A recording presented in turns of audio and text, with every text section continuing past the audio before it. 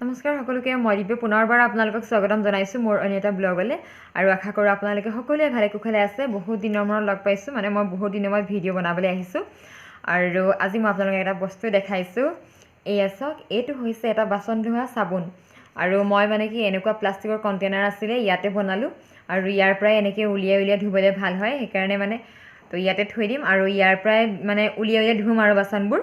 আৰু যেতিয়া মানে এনেকৈ ঘৰত বনোৱা চাবোনটো ব্যৱহাৰ কৰি পেলাই বাচনবোৰ ধোৱা হয় তেতিয়া মানে আমাৰ যে বহুতখিনি সমস্যা নহয়, যিহেতু আমাৰ মাইকী মানুহবোৰৰ কি হয় মানে সদায় বাচন ধোওঁতে হাতবোৰ খহটা হৈ যায়, কিন্তু এই মানে ঘৰত বনোৱা চাবোনটো যদি মানে ব্যৱহাৰ কৰি পেলাই বাচন ধোৱা হয় তেতিয়া মানে আমাৰ হাতৰ কিছুমান সমস্যা নহয়, নহ'লে খজুতি কিবা উঠিব পাৰে।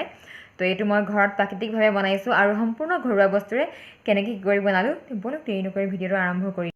এই টেঙাবিধক বৰটেঙা বুলি কয়, ডাঙৰ কাৰণে নে কি নাজানো, কিন্তু মানে এইটো বৰটেঙা বুলি কয়। আৰু এই টেঙাবিধত মানে যিকোনো বস্তু চাফা কৰিবৰ কাৰণে যদি ব্যৱহাৰ কৰা হয় তেতিয়াহ'লে মানে বহুত জল্দি চাফা হৈ যায় বস্তুটো। নেমু টেঙাতকৈ মানে এইটো টেঙাও বেছি আৰু চাফাও বেছিকৈ হয়।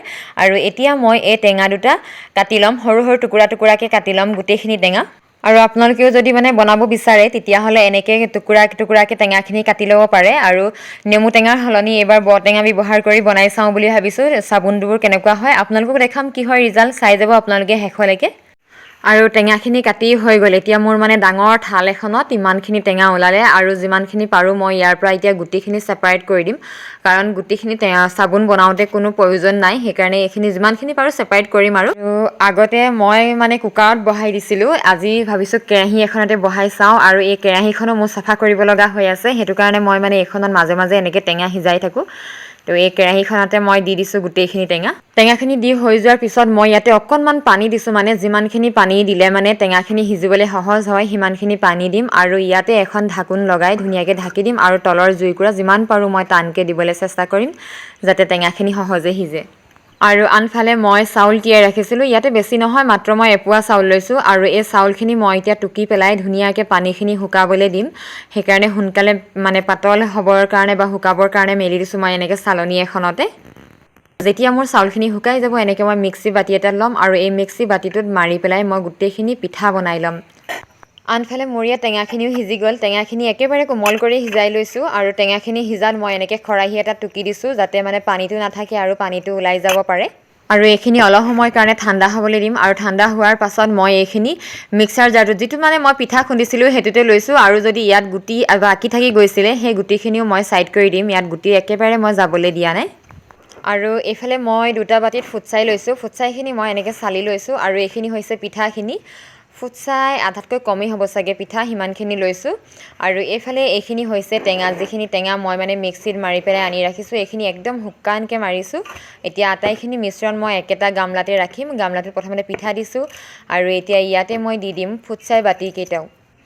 আৰু ইয়াৰ পিছতে মই ইয়াতে এড কৰি নিমখ এইখন হেতাৰে মই 2 হেতা জোখত দিছোঁ। তাৰপাছতে এইবাৰ দিম বেকিং ছ'ডা মই এইখন হেতাৰে এহেতা দি দিছোঁ। তাৰপিছতে এইবাৰ এড কৰিম ভিনেগাৰ মই এই হেতাখনেৰে 2 হেতাৰ জোখৰ দি দিম। আৰু ভিনেগাৰ দিয়াৰ লগে লগে একদম ফেন ওলাই আহিছে। আৰু ইয়াতে এড কৰিছোঁ চাৰ্ফো তেনেকৈ মই 2 হেতাই দিছোঁ। আৰু এতিয়া এই টেঙাখিনি এটা বাতিত ভৰাই ল'লোঁ। আৰু টেঙাখিনি দিয়াৰ আগতে এই মিশ্ৰণখিনি মই ভালকৈ সানি ল'ম যাতে মানে ইয়াত অকণো গোটা নাথাকে, গোটেইখিনি ধুনীয়াকৈ মিহলি হৈ যায়।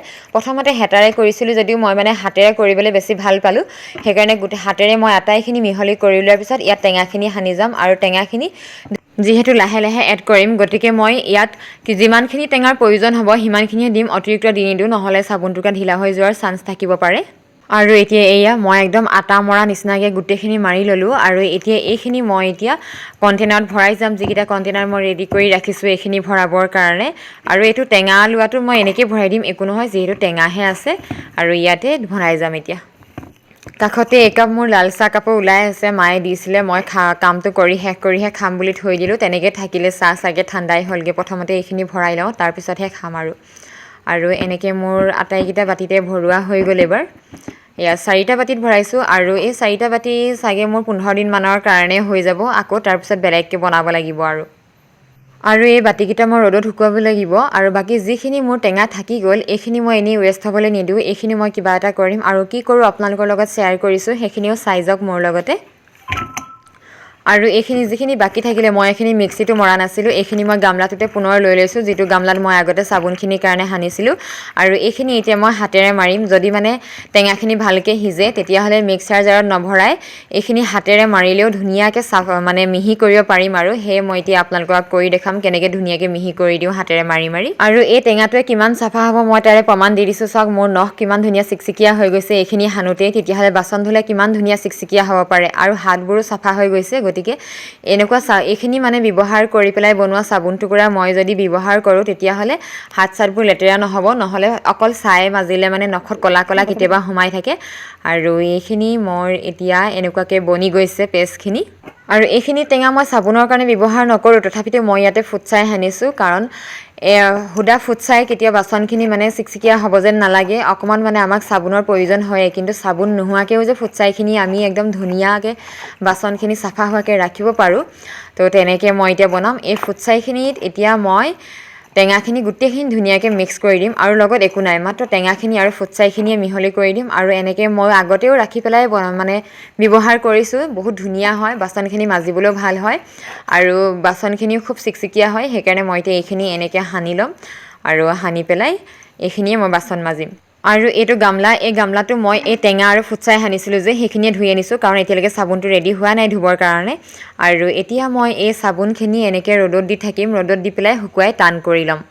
গৰম দিনত চাগে একেদিনাই হৈ যাব, কিন্তু যে ঠাণ্ডা দিন সেইকাৰণে মোৰ 3 দিনমান ৰ'দত দিলোঁ, তাৰপিছতহে টান হৈছে। আৰু এতিয়া মই ইয়াৰ পৰা এটুকুৰা চাবোন উলিয়াই দেখাম, আটাইকেইটুকুৰা নুলিয়াওঁ, কাৰণ মানে এই বাচনটোৰ পৰাই মই যিহেতু মাজিম সেইকাৰণে মাত্ৰ এটুকুৰা চাবোন আপোনালোকক উলিয়াই দেখাইছোঁ। আৰু চাবোন টুকুৰা কেনেকুৱা হৈছে আপোনালোকেও চাওক।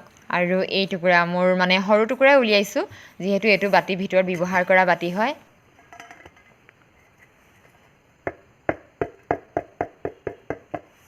আৰু চাবোন টুকুৰা কিমান টান হৈছে সেইটো চাবৰ কাৰণে এবাৰ মই এনেকৈ মাৰি মাৰি দেখাই দিছোঁ। গম পাইছে ন, চাবোন টুকুৰা টান হৈছে। আৰু এতিয়া মই পানী দি গলাই পেলাই এই চাবোন টুকুৰাৰে বাচনবোৰ ধুই যাম। আৰু আপোনালোকেও যদি ইচ্ছা কৰে ঘৰতে এইদৰে বনাব পাৰে। আৰু এইদৰে ঘৰত বনোৱা চাবোনেৰে বাচন ধুলে বাচনবোৰ বহুত ধুনীয়া চাফা হয়। আৰু মোৰ ভিডিঅ'টো মই আজি ইয়াতে সামৰিছোঁ। সকলোকে লগ পাম পুনৰ নতুন এটা ভিডিঅ'ত। আৰু তেতিয়ালৈকে বাই বাই সকলোৰে সুখে শান্তিৰে থাকক।